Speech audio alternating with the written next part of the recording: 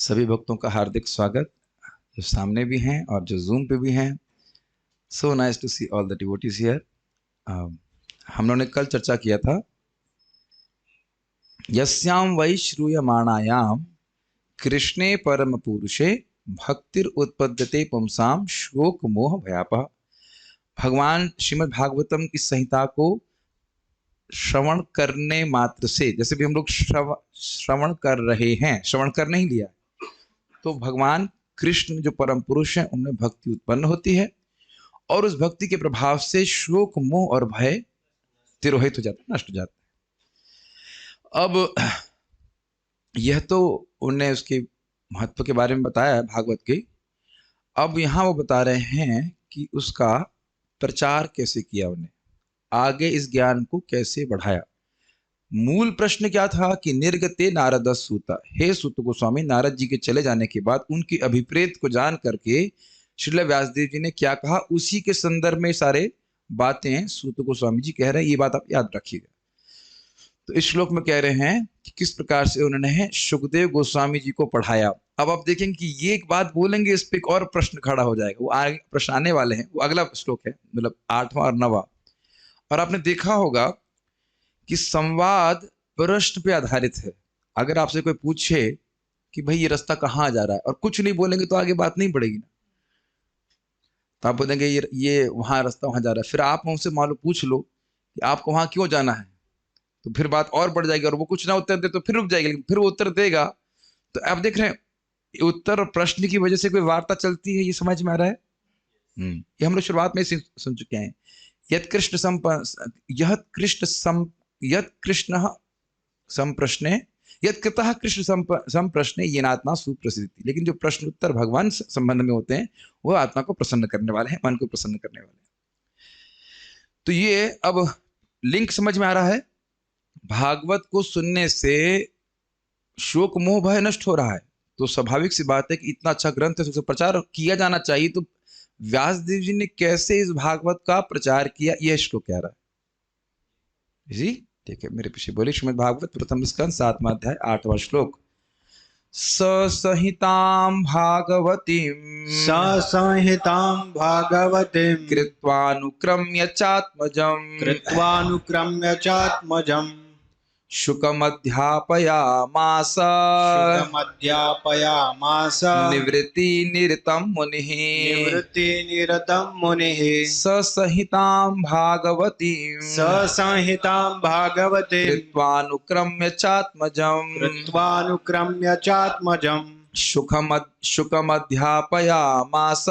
शुकमध्यापयामास निवृत्तिनिरतं मुनिः।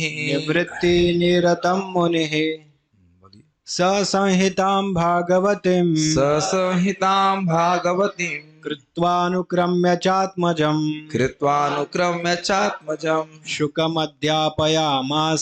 शुकमध्यापयामास निवृत्तिनिरतं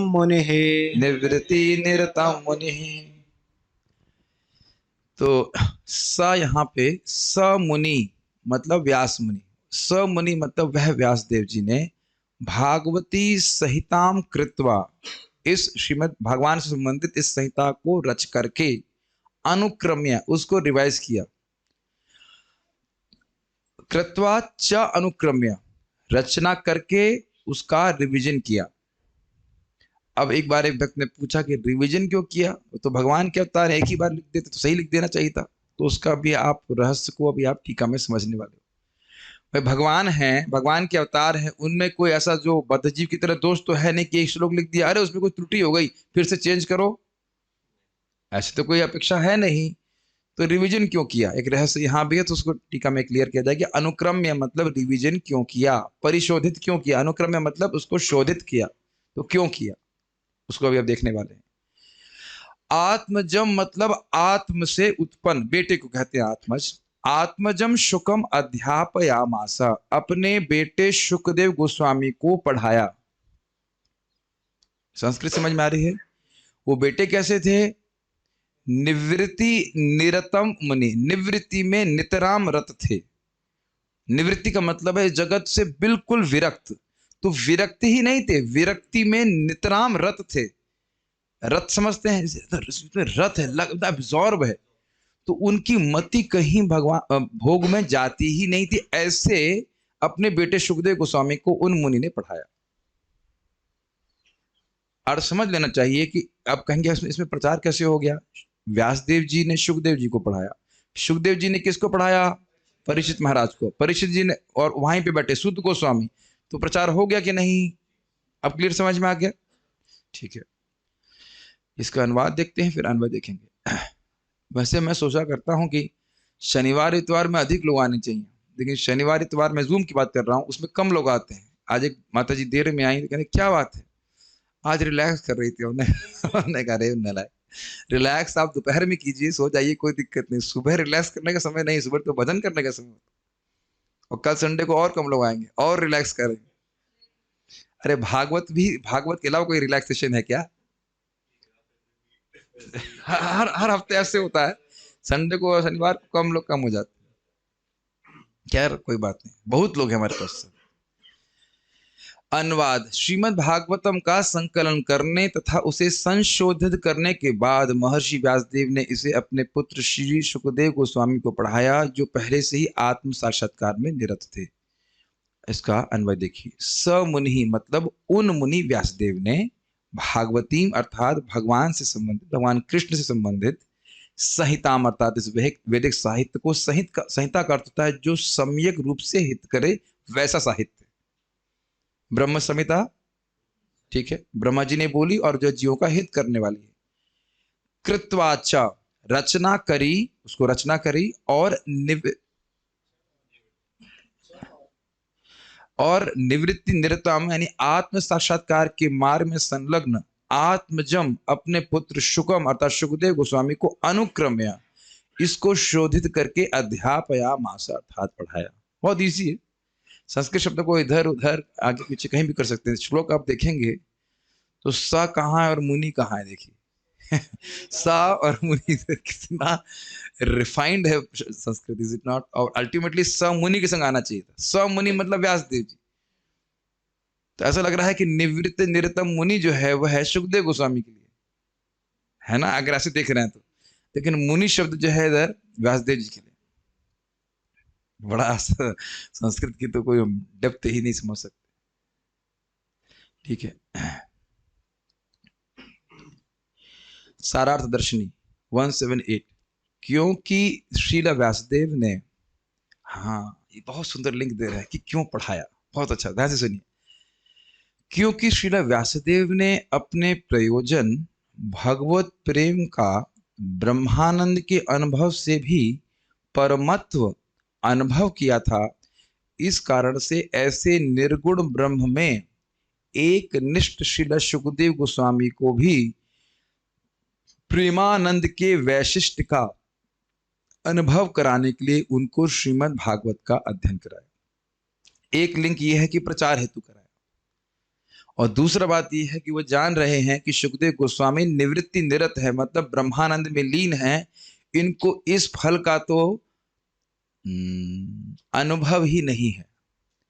भगवत प्रेम में कितना सुख है व्यासदेव जी जान रहे हैं, उसको अनुभव कर रहे हैं। स्वयं भगवान के अवतार भी हैं और भगवान के परम भक्त भी हैं, इसको हम पहले सुन चुके। सत्यरतः, सत्यरतः मतलब सत्य मतलब कृष्ण, और रत मतलब आसक्त। जैसे यहाँ पे सुन रहे हैं निरतः, निवृत्ति निरतः, ऐसे हम लोग ने व्यासदेव जी के लिए सुना था सत्यरतः धृतव्रतः। आप इस प्रकार से सत्यरत हो, भगवान कृष्ण में आसक्त हो, भगवान की प्रेमी हो, इसलिए समाधिना अनुचेष्टितम, उनकी जो चेष्टा है, उनकी लीलाओं को समाधि में स्थित होकर के देखिए और वर्णन कीजिए। ये नारद जी ने कहा था, कुछ कुछ अगर याद आ रहा हो आपको, ठीक है। तो यहाँ कह रहे हैं कि स्वयं उन्होंने प्रेमानंद का अनुभव कराया और जान रहे हैं कि भागवत श्रवण के द्वारा प्रेम प्राप्ति होगी सुखदेव गोस्वामी को, तो इसलिए भी जो विशेष आनंद है, प्रेमानंद के वैशिष्ट का मतलब हुआ विशिष्टता, जो विशिष्ट सुख है भगवत प्रेम में, उसका अनुभव कराने के लिए उसका अध्ययन कराया। तो आप समझ सकते हैं कि हमें कितनी अपेक्षा है, हमें कितनी अपेक्षा होनी चाहिए श्रीमद् भागवतम को श्रवण करने की। जो व्यक्ति जगत में पूरी तरह निवृत्ति निरत है, इस जगत की किसी वस्तु से आसक्त नहीं है, वह भी भागवत को श्रवण करने के लिए व्यासदेव जी के पास आए और सुना और पढ़ा, तो हमें कितना श्रीमद् भागवतम को श्रवण पठन करने की जरूरत है। हम तो हर चीज, हम तो सर्वत्र अपेक्षक हैं, ये सर्वत्र उपेक्षक हैं, सब चीज की उपेक्षा किए हुए हैं। और हम लोग हर प्रकार से अपेक्षा की ये चाहिए वो चाहिए, कितनी ग्लानियों से भरे हुए हैं।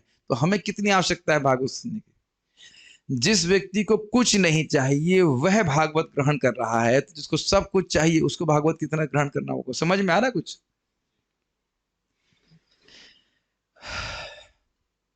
इस संसार में यह देखा जाता है कि यदि पिता आदि ने कोई अपूर्व मिष्ट वस्तु आस्वादित की हुई होती है, तो वह वस्तुएं अपने पुत्र आदि को भी आस्वादन कराने के लिए वे यत्नवान होते हैं। इसको कहने के लिए यह श्लोक कह रहे हैं। समझ में आया? अपूर्व, हिंदी समझ में आ रही? अपूर्व मिष्ट मतलब इतनी मीठी चीज है कि पहले आपने कभी नहीं खाया है, तो स्वाभाविक है कि पिता ने खाया है तो अपने बेटे को खिलाएगा।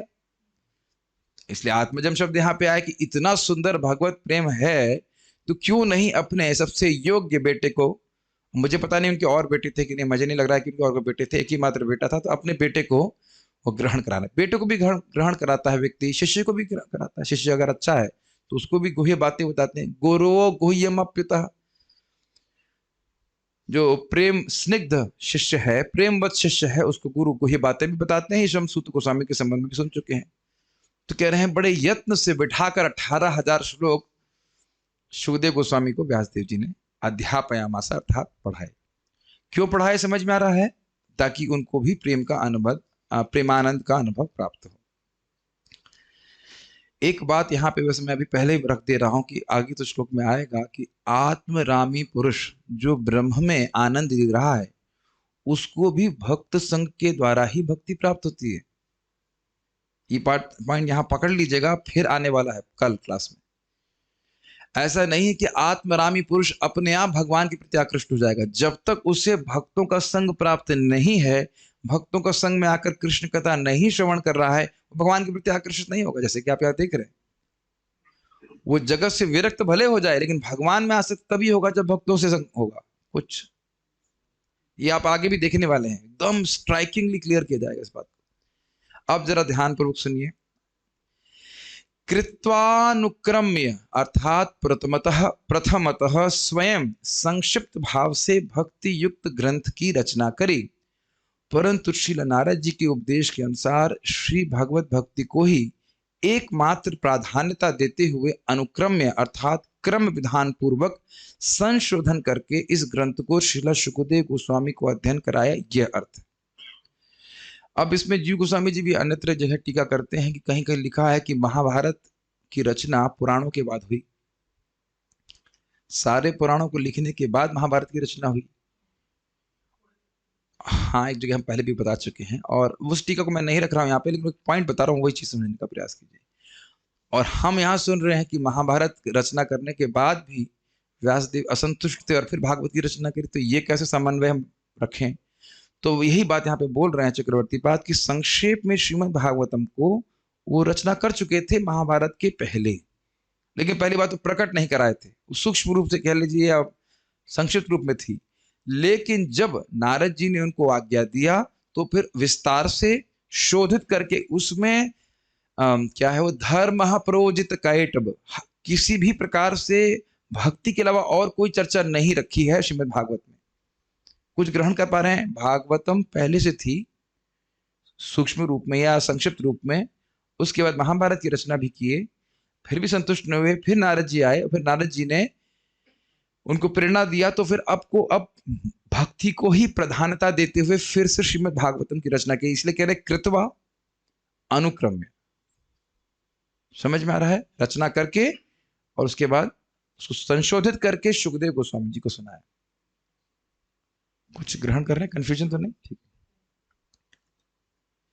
श्री नारद जी ने भगवान श्री कृष्ण के अंतर्धान होने के उपरांत और श्री परीक्षित के द्वारा कलयुग के निग्रह के पहले यह उपदेश श्रील व्यासदेव को दिया था, क्योंकि उस समय भी धार्मिक एवं शास्त्रदर्शियों में भी अधर्म के प्रति प्रवृत्ति देखी जा रही थी, क्योंकि कलयुग की प्रबलता का प्राकट्य परीक्षित महाराज के राज्याधिकार के आरंभ में ही हो गया था। कब बोल रहे हैं नारद जी का प्रवचन? भगवान कृष्ण अपने धाम को जा चुके हैं और परीक्षित महाराज जी ने कलयुग को दंड नहीं दिया है, इसके पहले ये बात कही जा रही। भगवान कृष्ण चले गए, कलयुग को दंड नहीं दिया गया है, और भगवान कृष्ण चले गए हैं तो कलयुग ने अपना प्रभाव दिखाना शुरू कर दिया। अभी आप आगे देखने वाले हो, युधिष्ठिर महाराज को दिखने लग गए थे सिम्टम, पढ़े होंगे जो लोग प्रथम स्कंद, दिखने लगे कलयुग का प्रादुर्भाव होने लगा है। उसके बाद ही परीक्षित महाराज का तो राज्य शुरू होगा ना। फॉलो कर पा रहे हैं? भगवान कृष्ण चले गए हैं, युधिष्ठिर महाराज का राज्य है, परीक्षित महाराज अभी राज्य अभिषेक नहीं हुआ है, और उसी समय लोगों की प्रवृत्ति धर्म के नियमों का पालन ना करके अपितु इंद्रिय तृप्ति के लिए धर्म का पालन करने में अधिक हो गई थी। इसकी व्याख्या पहले वो कर चुके हैं कि आपने धर्म के नाम पर जो यज्ञ आदि बताए हैं, जिसमें प्राय इंद्रिय तृप्ति के लिए किया जाता है उन कार्यों को, तो लोग उसके शुद्धिकरण वाले प्रोसेस को नहीं स्वीकार करेंगे, उसको छोड़ना नहीं चाहेंगे कि इंद्रिय तृप्ति के प्रति वैसे ही आसक्त है, स्वभाव रक्तस्य महान व्यतिक्रम। तो इसीलिए बोल रहे हैं वहां देख लेना चाहिए कि वहीं से, इसीलिए व्यासदेव संतुष्ट नहीं थे, और नारद जी ने बताया ये कारण है। आपने लोगों को एक प्रकार से नहीं, आपने सत्यापित किया है, उनको प्रेरित किया है कि देखिए भोग में जाने के लिए, और जब भोग में जाने के लिए प्रेरित करेंगे लोग तो आप कैसे संतुष्ट हो जाओगे? जो लोग पहले सुने हैं सब बातों को, तो उनके लिए कठिनाई तो नहीं होनी चाहिए। तो उसको वो श्लोक में कहा गया, इसी कारण से श्रील व्यासदेव अप्रसन्न थे। धार्मिक शास्त्र जो लिखे थे उसका उपयोग व्यक्ति लोग बाग केवल अपनी इंद्रिय तृप्ति के लिए करते, बलि इत्यादि करते ताकि मांस खाने को मिले इत्यादि। तो उसको श्लोक में कहा गया था, जुगुप्सितम धर्म कृतेनुशासतः स्वभाव रक्तस्य महान व्यतिक्रमः यद वाक्यतो धर्म इति तरह स्थितो न मन्यते तस्य निवारणम जना शब्द रह गया। सामान्य लोगों में भोग करने की स्वाभाविक प्रवृत्ति होती है और तुमने धर्म के नाम पर उन्हें वैसा करते रहने के लिए प्रोत्साहित किया है। यह अत्यंत घृणित तथा अत्यंत अनुचित है, क्योंकि वे लोग तुम्हारे उपदेशों के अनुसार मार्गदर्शन प्राप्त करते हैं, अतः वे ऐसे कार्यों को धर्म के नाम पर ग्रहण करेंगे और निषेधों को की भी परवाह नहीं करेंगे। श्रीमद् भागवत 1.5-15। इसकी व्याख्या नहीं करने की जरूरत है, मैं पहले पढ़ा चुका हूं। बस मेन बात यह है कि लोग कहते हैं कि भाई देखो हम तो काली का भोग लगाकर मांस खा रहे हैं। बंगाल में ऐसा होता है, काली का फोटो लगाएंगे, बकरा काट देंगे तो काली का प्रसाद। तो इस प्रकार से तो बलि देने के लिए नहीं व्यवस्था बनाई है। तो यही बात बोल रहे हैं कि लोग भोग प्राप्ति के लिए नियमों को स्वीकार करेंगे और जिन नियमों से उनका शुद्धिकरण होता है उसको स्वीकार करने में उनकी रुचि नहीं होगी। ठीक है,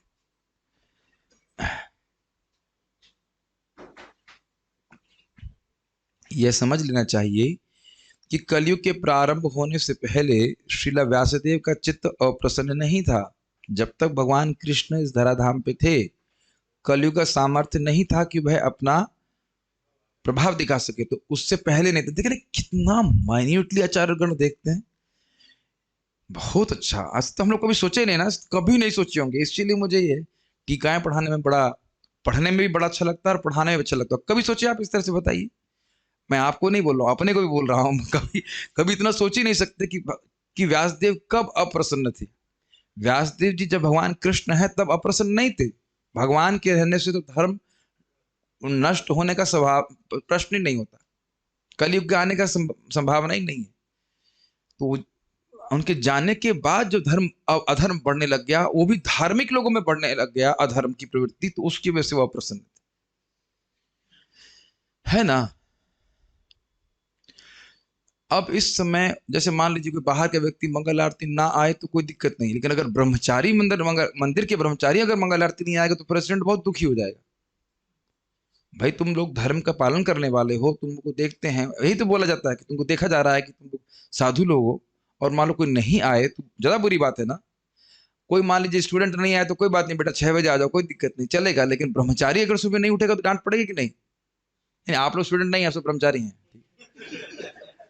एडहॉक ब्रह्मचारी हो, टेम्परेरी हो, लेकिन हो सब ब्रह्मचारी। यहाँ रह रहे हैं तो सब ब्रह्मचारी, गौशाला में रह रहे हैं सब ब्रह्मचारी, कोई किसी के लिए कोई माफी नहीं। स्टूडेंट से मेरा मतलब बाहर जो रह रहे हैं बेचारे, जूम पे है जो भी। हाँ, स्टूडेंट समझ रहे हैं आप? अच्छा, नहीं स्टूडेंट नहीं। वैसे ब्रह्मचारी का ट्रांसलेशन इंग्लिश में स्टूडेंट ही होता है। ठीक। तो ये एक आज उससे बड़ा विनोद की बात हुई, एक भक्त ने एक डिवोटी को बुलाया कि आप आइए सुबह जब में। तो वो आए 6 बजे और उनका स्टूडेंट आ गया 5 बजे, और 5 बजे वाला बोला, मेरे को मैसेज किया लंबा सा, प्रभु जी तो बोले थे कि सुबह आना चाहिए 5 बजे, वो कहाँ है? हमने कहा वो कहीं पे भी हूँ, मैं यहाँ हूँ, आप मुझको देख लीजिए और अन्य भक्तों को देख लीजिए। हाँ हाँ ठीक है ठीक है। तो ये एक एक्सपेक्टेशन हो जाती है लोग। खैर जो भी, तो खैर विनोद की बात हुई, लेकिन बात ये था कि धार्मिक लोगों में भी अधर्म की प्रवृत्ति देखने को मिलती है। हर दिन ना सुबह कुछ ना कुछ जोक जरूर होता है, तो बड़ा आनंद आता है जब साधना करने में। यह समझ लेना चाहिए कि कलयुग के प्रारंभ होने से पहले श्रील व्यासदेव का चित्त अप्रसन्न नहीं था। तो कारण समझ रहे हैं आप। अब इस समय उन्होंने पूर्व निर्मित श्रीमद् भागवतम का अनुक्रमण किया, अर्थात पुनरावलोकन किया। कहीं इसमें ऐसा तो नहीं है कि किसी श्लोक में या किसी प्रसंग में मैंने भक्ति को स्थापित ना किया हो, कहीं ऐसा तो नहीं हो गया। क्योंकि अगर किसी को सहारा लेना है तो व्यक्ति शास्त्र का सहारा लेकर के अपनी इंद्रिय तृप्ति को बड़े आराम से जस्टिफाई कर सकता है। देखो महाप्रभु ने कहा है, महाप्रभु के भक्तगण 5-5 गुना खाते थे, तो बेटा उतना कीर्तन करते हो तुम? कीर्तन करते हो आधा घंटा मैक्स 15 मिनट, और खाओगे महाप्रभु के पार्षदों की तरह। आपत्ति नहीं है। खैर वो बात भी, वो भी नहीं खा पाएंगे, हम लोग इतने पतित हैं कि 5 गुना खा भी नहीं सकते। ये आपको पता होना चाहिए, जब महाप्रभु परोसते थे तो एक व्यक्ति के नहीं बराबर खिलाते थे, 5 गुना वाला दिया करते थे। मैं सोच रहा था 5 दे तो देते थे, आदमी खाएगा कैसे?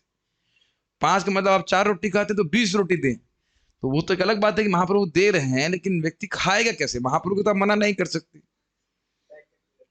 हाँ, अरे तो पैक भी करेगा तो हर व्यक्ति को प्राप्त है ना। तो खैर जो भी है, तो प्रभुपाद जी से एक बार कहा गया था, प्रभुपाद ने कहा तुम लोगों को रसगुल्ला बहुत नहीं खाना चाहिए। तो शिष्यों ने कहा प्रभुपाद पहले तो आप वो बोतल मर्तमान रख देते तो कहते जितना चाहो उतना खाओ। तो प्रभुपाद ने कहा जब तुमने पहले मेरी आज्ञा मानी तो अब भी आज्ञा मानना चाहिए। पहले तुमको बोला कि जितना चाहो उतना खाओ, तुमने खाया, अब बोल रहा हूँ कि बहुत स्वीट मत खाओ, तो उसको नहीं मानोगे। तो आप प्रैक्टिकल देख लेंगे कि हम वो आज्ञा मानते हैं गुरु जी की जो हमको अच्छी लगती। दीक्षा कालेश गुरु करे आत्मसमर्पण, नहीं गुरु जी करना चाहिए। ये आदमी की एक्सपेक्टेशन होती है। तो खैर ये तो मजाक में हमने बोल दिया, लेकिन यही हो ही रहा है। शास्त्र का सहारा लेकर के व्यक्ति इंद्रिय तृप्ति करना चाहता है। जब यह कहा गया था कि कृष्णे स्वधामोपगते धर्म ज्ञानादि भी सह कलौ नष्ट दृशाम एष पुराणार्को धुनोदितः, भगवान कृष्ण के अपने धाम को चले जाने के साथ, किसके साथ? धर्म और ज्ञान के साथ। कलौ नष्ट दृशाम, जिनकी दृष्टि कलयुग से नष्ट हो गई है, उनके लिए पुराणार्को धुनोदितः, अधुना अब यह पुराण सूर्य के समान उदित हुआ है। यह भागवत पुराण सूर्य के समान तेजस्वी है और धर्म ज्ञान आदि के साथ कृष्ण द्वारा अपने धाम चले जाने के बाद ही इसका उदय हुआ है। जिन लोगों ने कलयुग में अज्ञान के गहन अंधकार के कारण अपनी दृष्टि खो दी है, उन्हें इस पुराण से प्रकाश प्राप्त होगा। तो ये क्यों कोट कर रहे थे, में आ जाएगा। तो यह इसी भागवतम को इंगित करता है जो अभी आप पढ़ रहे हो। ये बात जब यह कहा जाता है कि यह भागवत एक अलग भागवत है और यह कि श्रीमद् भागवतम 18 पुराणों में से एक पुराण है, तो यह इसी भागवत को सूचित करता है। स्पष्ट समझ में आ गया? अलग भागवत वाला समझ रहे ना हिसाब किताब, पहले एक भागवत लिखे थे, फिर उसको संशोधित करके फिर से भागवत लिखे, तो ये 18 पुराण में जो बात आ रही है यही भागवत। क्या बोलते हैं इसको? असली भागवतम यही है। कई बार लिखा रहता है ना, असली प्रकाश ढाबा यही है।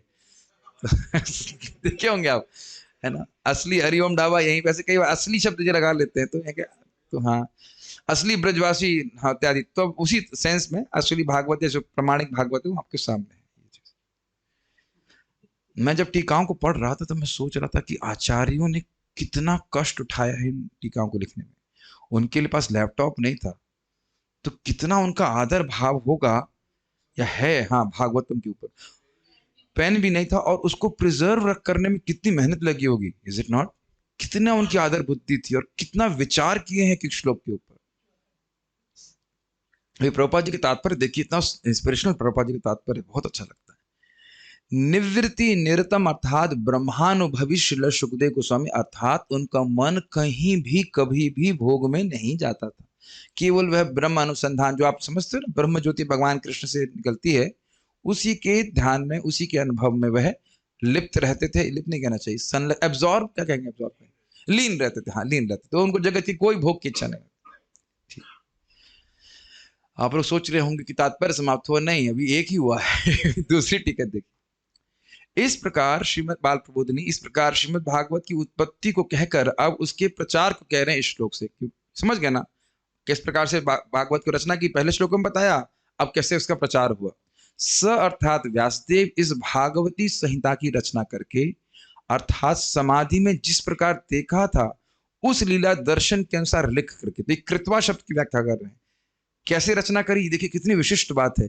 समाधिस्थ होकर के जो भगवान श्री कृष्ण की लीलाओं का दर्शन किया उसको लिपिबद्ध कर रहे हैं। बड़ा विचार कीजिए, मैं तो थोड़ा समझ नहीं पा रहा हूं। समाधिस्थ हुए होंगे तो लीला दर्शन हुआ, और उसको फिर स्मरण करके लिखना कितना कठिन कार्य है।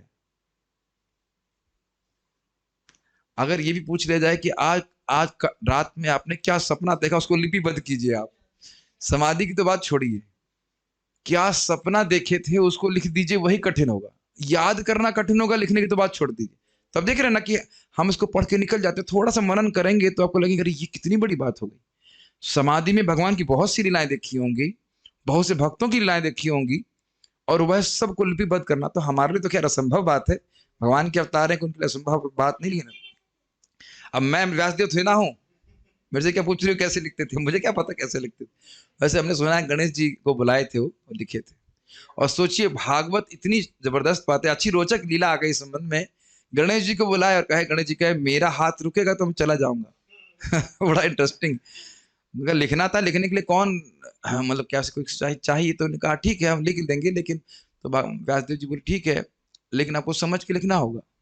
तो व्यासदेव जी को कहीं कोई और कुछ कर्म करने के लिए जाना होता था, तो ऐसा कठिन श्लोक बोल देते कि गणेश जी सोचने लगते। गणेश जी सोच रहे हैं, बुद्धि इनकी बहुत तेज है, तो सोच लीजिए भागवत कितनी अद्भुत ग्रंथ होगा।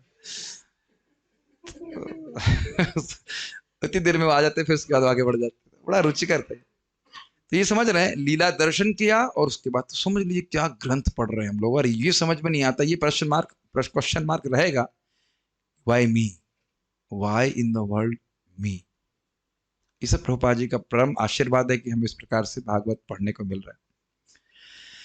अनुक्रम में च, अर्थात अनुक्रम में जिस प्रकार आख्यान होना चाहिए वैसा रख कर सुखदेव गोस्वामी को इसका सॉरी वो दूसरा वेदाबेस खुल गया, को इसका अध्यापन कराया। अब ये बड़ी इंटरेस्टिंग बात है, इसमें क्रम का क्या विशेष महत्व है। देखिए श्रील प्रभुपाद जी इसको इंट्रोडक्शन में समझाते हैं कि ये व्यासदेव जी ने ऐसा सेट किया हुआ है कि 9वें स्कंद तक आप आत्म साक्षात्कारी पुरुष बन जाओगे। आप पढ़े हैं इसको, प्रभुपाद इंट्रोडक्शन में बोल रहे हैं कि आप इस तरह से क्रम से पढ़ते चले जाएं। यदि आप मतलब कोई नया व्यक्ति सीधे 10वें स्कंद पे जंप करेगा ना, तो उससे लगेगा अश्लील साहित्य, स्पेशली रासलीला में जाएगा। लेकिन इधर आप जब पढ़ेंगे, मतलब सारे टीकाओं को, सारे श्लोकों को पढ़ेंगे, तो भगवान में एकदम आदर बुद्धि हो जाएगी कि भगवान है, भगवान की लीला पढ़ रहा हूं, किसी सामान्य स्त्री पुरुष की बात नहीं सुन रहा हूं। मैं 10वें स्कंद के ब्रह्मा जी की विमोहन लीला को, सॉरी ब्रह्मा जी की प्रार्थना पढ़ा रहा था भरतपुर में। फिर मैं देखा कि अरे कुछ बातें तो मुझे ही समझ में नहीं आ रही। तो फिर मैंने कहा चलो अब छोड़ो इधर, अब शुरुआत से पढ़ाते हैं कि बहुत सारे कंसेप्ट आपको एक के बाद एक सुनते जा रहे हैं तो एकदम क्लियर होते जा रहे हैं। तो आगे जाकर में 10वें स्कंद में समझने में कोई कठिनाई नहीं होगी।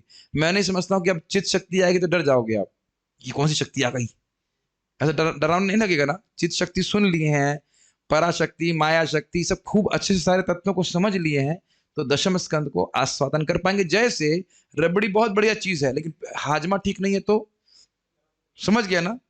तो भगवान श्री कृष्ण की दिव्य लीलाओं को समझने के लिए, उसको हजम करने के लिए अगर कहा जाए, तत्व को समझना बहुत इंपॉर्टेंट है और बहुत रुचिकर भी है। तो इसलिए कह रहे हैं क्रम से क्रमबद्ध किया है, ताकि व्यक्ति अंततोगत्वा भगवान कृष्ण की दिव्य लीलाओं को समझने का सामर्थ्य जुटा पाए। लोक में यह प्रसिद्ध है कि सबसे उत्तम वस्तु पिता अपने पुत्र को देता है। पुत्र को अध्यापन कराने से आशय यह है कि यह भागवत पुराण सभी अन्य पुराणों से उत्तम है। इसको सूचित करने के लिए आत्मज शब्द का यहाँ प्रयोग है। स्पष्ट समझ में आ रहा है।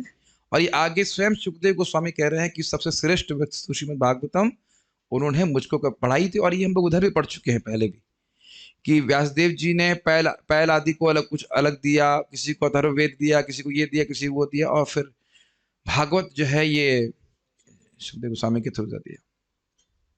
परंतु सुखदेव गोस्वामी के आत्मा जो होने पर भी यदि वे अधिकारी ना होते तो अध्यापन तो अनुचित ही होता। क्या बेटा होने मात्र से भागवत पढ़ेगा? सारे भक्तों के बेटे भागवत पढ़ते हैं। जिसमें मजाक कर रहा था सातवां प्रभु के लड़के से, हमने कहा भाई पिताजी इतने बढ़िया भागवत बोलते हैं, आप क्यों नहीं बोलते? हंसने लगा, कुछ बोला नहीं। मजाक कर रहे थे। मित्रता है हमारी थोड़ी सी। क्या नाम है उसका? धर्मवीर नाम है, क्या नाम है उसका? धर्मवीर, महावीर, सॉरी महावीर है। बहुत अच्छा डिवोटी उसका। मैंने कहा तुम्हारी आवाज बड़ी अच्छी लगती है, बहुत मीठा बोलता है। मैं क्यों नहीं आप भागवत में इसी प्रकार से रुचि रखते? तो जरूरी तो नहीं है कि बेटे की रुचि हो, डिवोटी भी हो सकता है, लेकिन जरूरी तो नहीं कि भागवत में उतनी रुचि हो। कुछ ग्रहण कर रहे हैं, अरे अच्छी वस्तु बेटे को देना चाहिए, लेकिन बेटा अधिकारी भी तो होना चाहिए। तो संशय हो सकता है ना कि केवल बेटा होने से अधिकारी हो गया। तो उसमें कह रहे हैं कि भाई तब तो अनुचित बात है, अनाधिकारी व्यक्ति को भागवत दे रहे हो। तो कि मान लो यदि यह शंका हो तो निवृत्ति निरतम शब्द के द्वारा यह सूचित कर रहे हैं कि सुखदेव गोस्वामी ही इसके मुख्य अधिकारी थे। ये बात प्रभुपाद जी और एक्सपैंड करेंगे इस बात को कि भागवतम जो है ये है परमहंसों के लिए है। लेकिन एक इसको भक्त एक और बता रहे थे, जो परमहंस हैं उनके लिए और जो परमहंस होना चाहते हैं उनके लिए। आपको कहें हम तो होना नहीं चाहते, तो फिर आप जो करना चाहो करो, क्या कह सकते हैं भाई। लेकिन जो परम भगवान का भक्त बनना चाहता है उसके लिए श्रीमद् भागवतम है। ये समझ में आ रहा है? निवृत्ति निरतम न सिर्फ वह उनके बेटे थे, अपितु श्रीमद् भागवतम को ग्रहण करने के अधिकारी थे, कि भोग लालसा से बिल्कुल विरत थे, वो उसका आस्वादन करने में सर्वथा समर्थ थे। ये कहने का इस संहिता की रचना करने और इसके अधिकारी का परीक्षण करने में श्रील व्यासदेव का सामर्थ्य था।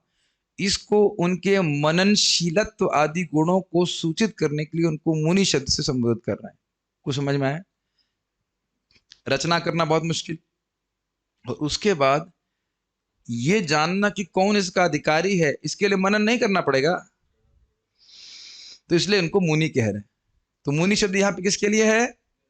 व्यासदेव जी के लिए। मननशीलता ये बहुत कठिन है कलयुग में, इसलिए अपने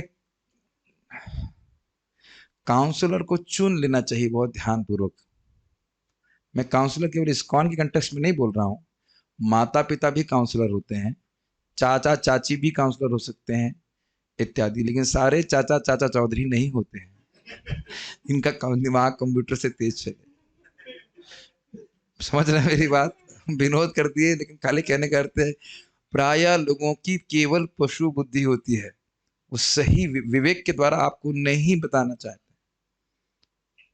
आगे पीछे सोचना, भविष्य देखना, धर्म क्या है, कुछ नहीं सोचते हैं प्राय।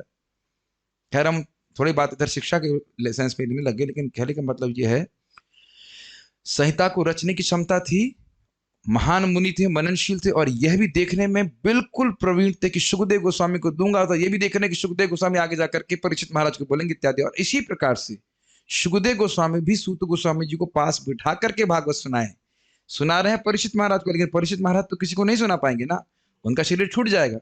तो जान रहे हैं, त्रिकालज्ञ हैं कि सूत गोस्वामी सुनाएंगे आगे, तो उसी प्रकार से वह भी उनको पास बिठा करके भागवत सुनाए, ताकि आगे जाके भागवत का प्रचार हो। एक आप देख रहे हैं बात कि जो व्यक्ति जितना प्रेम का आस्वादन करता है, उसका प्रचार करने का भी उतना आग्रह होता है। यहां देख रहे हैं कि नहीं?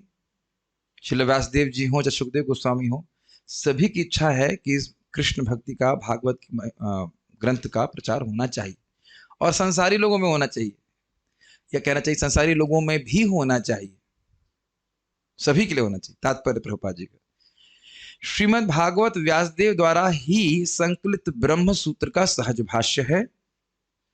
इसको प्रमाणित किया गया था 1.1.1 की टीका में। अब उधर मेरा सामर्थ्य नहीं कि हम बता सकें, छोटी छोटी बातें हैं, जैसे जन्माद अस्यतः ये ब्रह्म सूत्र में आता है, और यहाँ भी शुरू होता है जन्माद अस्यतोन्वयाद इतरतश्चार्ते इत्यादि। और उसके बाद बहुत सारे प्रमाण दिए गए थे, और एक प्रमाण दिया गया था धीमहि अधातु ब्रह्म जिज्ञासा, जिज्ञासा का फल ध्यान होता है। आम कहाँ है? आम कहाँ? आम पेड़ पे है, यू नहीं। अगर पूछा जाए कि आम कहाँ है, तो जैसे आपके मन में प्रश्न आएगा, जिज्ञासा आएगी, तो ध्यान करने लग जाएंगे ना आम का। समझ रहे हैं? तो इस तरह से दिखाया गया था कि धीमहि शब्द ये इंगित करता है कि ब्रह्म जिज्ञासा का रिजल्ट ब्रह्म पे ध्यान है। तो धीमहि सत्यम परम धीमहि। मुझे पता है कि जो पहली बार सुन रहे हैं कुछ समझ में नहीं आया होगा, लेकिन जो वहां पे सुने हैं उनको खाली रिवाइज कर दे रहा हूं कि पहला श्लोक ही इंगित करता है कि किस प्रकार से श्रीमद् भागवतम ब्रह्म सूत्र पे की व्याख्या, सहज भाष्य है। बहुत डिटेल में व्याख्या किया था, मुझे पूरा याद भी नहीं है, 2 पॉइंट याद थे, आपके सामने रख दिया। यह ब्रह्म सूत्र, इसीलिए मैं क्लास रिकॉर्ड कर रहा हूँ, खुद भूल जाऊं तो दोबारा रेफर कर सकता हूँ, अच्छा ये बोला था वहां पे, क्योंकि कभी कभी भूल जाते हैं वहां क्या बोला था। यह ब्रह्म सूत्र या वेदांत सूत्र उन लोगों के निमित्त है जो सॉफ्टवेयर इंजीनियर, अरे आप लोग बहुत तेज हैं, आप लोगों के पास भी टेक्स्ट है क्या? ठीक है।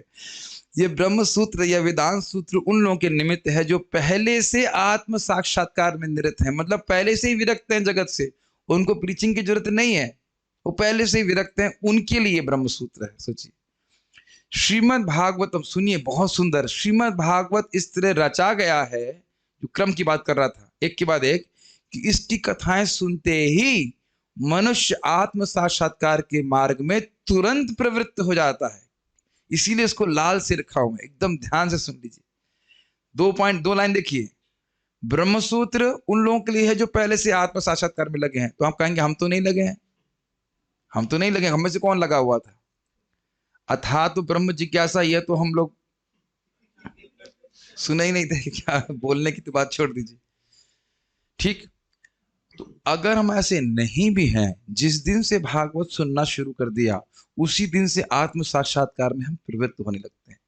आज मैं 2 लोगों से बात कर रहा था, और दूसरा भक्त भी वो भक्त के ही बच्चे हैं, और वो उनके जो पेरेंट है उस बात को नहीं समझ पा रहे हैं कि मानव जीवन केवल आत्म साक्षात्कार के लिए। अगर आपकी रोटी पानी की व्यवस्था है, 30-31 हजार रुपये बहुत होता है जीने के लिए। अगर आराम से 30,000 रुपये आ जाता है, हमारे नेटवर्क तो 15,000 में पूरा, 16,000 में पूरा परिवार चला रहे हैं, और कमजोर तो कोई भी नहीं लग रहा है उनके परिवार में, है कि नहीं? खाने पीने के लिए तो व्यवस्था है ही। तो बताइए 30,000 में एक व्यक्ति का गुजारा नहीं हो सकता है? और अगर हो जा रहा है तो क्यों व्यर्थ में परिश्रम करने की जरूरत है? लेकिन ये केवल बोलने से नहीं, जब भागवतम बार बार सुनता है तो उसकी दिमाग का, कह सकते हैं क्या, प्रोसेसर वो ऐसे काम करने लगता है कि जब मेरी रोटी की व्यवस्था हो गई है, ठीक है, भगवान की कृपा से, तो मैं बाहर क्यों गधे की तरह प्रयास करूं? शब्द में कोई और इस्तेमाल नहीं करूंगा, चाहे बुरा भी लगे। गधे की तरह मैं बाहर क्यों काम करूं? ये प्रभुपाद जी के शब्द अभी मैं सुन रहा था। Why you have to work like an ass, like a donkey? Dunki अच्छा लग रहा है ना? क्या मेहनत करनी, मेहनत करो तो ऐसे करो कि भागवत पढ़ने को हो, जब करने के लिए अधिक समय मिले। क्या उसके लिए बहुत ज्यादा समय हमारे पास? खाना पीना सोना हम हटा दीजिए, फिर भी बहुत कम समय बच रहा है ना जब करने के लिए, भागवत पढ़ने के लिए, इत्यादि इत्यादि। तो कितना सुंदर बात है। क्यों हो रहा है ऐसा? आपने सुना ही है 1.1.2, जैसे ही भागवत सुनने की इच्छा आई, भगवान हृदय में स्फुरित होना शुरू हो गए। अब समझ में आ रहा है आत्म साक्षात्कार में प्रवृत्त कैसे हो जाता है? ये बहुत, मैं मतलब उससे मेरी खुद की श्रद्धा बढ़ रही है कि एक हमारे ही रिश्तेदार हैं, वो 1 दिन 2 दिन क्लास में आए, बोले हम तो दोबारा क्लास में नहीं आएंगे, हमारा कंपटीशन, हम एग्जाम दे रहे हैं। उनको तुरंत आइडिया लगे, मैं इतनी मेहनत क्यों कर रहा हूँ, क्या जरूरत है मेहनत करने की? श्रीमद् भागवत का शब्द ही ऐसा है कि व्यक्ति को विरक्त करता चला जाता है, सोचना शुरू कर देता है वो। तो ये आप समझ रहे हैं, एक और अर्थ ले सकते हैं कि आत्म साक्षात्कार हो जाए, ऐसा मन में इच्छा आने लगती है। अच्छा होता कि मैं आत्म साक्षात्कारी होता। कुछ आ रहा है मन में ऐसा? नहीं प्रभु जी, अभी तो हमारे मन में पाइथन और व्हाटएवर C++ और वही छाया है, कोई बात नहीं, जावा जो भी, या उपलक्षण से और अन्य चीजें छाई हुई है, तो कोई बात नहीं। वो जो बादल है वह भी सूर्य, प्राण, अर्क, सूर्य के समान ही पुराण के शब्द सुनेंगे, धीरे धीरे वो सब छट जाएगा। यद्यपि यह मूल रूप से परमहंसों अर्थात आत्म साक्षात्कार में पूर्ण रूपेण संलग्न व्यक्तियों के लिए है, मतलब और कोई कार्य नहीं करते, केवल आत्मभक्ति करते हैं, लेकिन यह संसारी व्यक्तियों के हृदयों में गहराई तक प्रविष्ट होकर प्रभाव डालता है।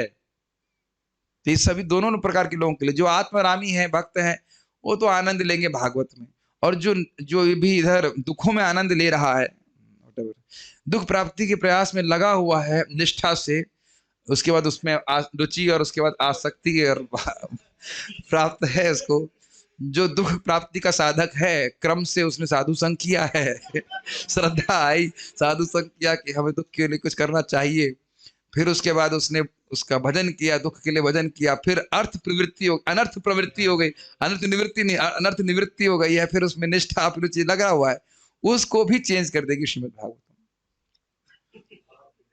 अपने आप में एक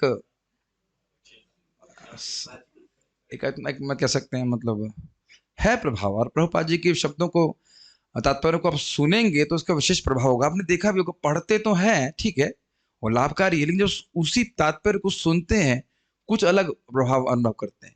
कान के द्वारा जब कुछ आप जाती है ना बात, वो हृदय में और गहरी जाती है।